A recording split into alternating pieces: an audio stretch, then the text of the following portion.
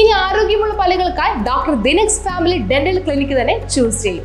കൂടുതൽ വിവരങ്ങൾക്കായി കോൺടാക്ട് 6238355070. ഇടുക്കി അണക്കര ജനവാസ മേഖലയിൽ കൃഷിയിടത്തിലെ കുഴിയിൽ അകപ്പെട്ട കടുവയെ രക്ഷപ്പെടുത്തി.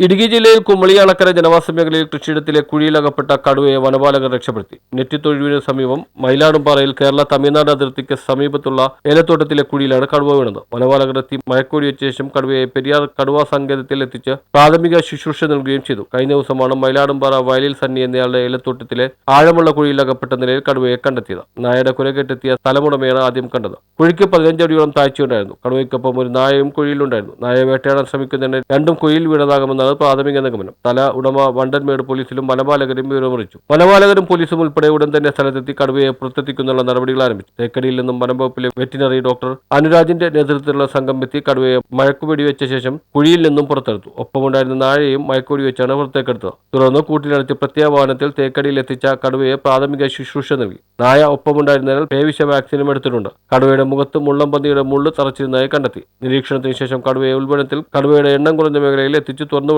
വനം വകുപ്പ് അധികൃതർ അറിയിച്ചു. മുമ്പ് ഈ മേഖലയിൽ കടുവയുടെ കാൽപ്പാടുകൾ കാണപ്പെട്ടിട്ടുണ്ട്. എന്നാൽ കടുവയുടെ സാന്നിധ്യം സ്ഥിരീകരിക്കുന്നത് ഇതാദ്യമായാണ്. ജനവാസ മേഖലയിൽ എത്തിയ കടുവയെ പിടികൂടിയതിന്റെ ആശ്വാസത്തിലാണ് പ്രദേശവാസികൾ. News bureau, Idukki.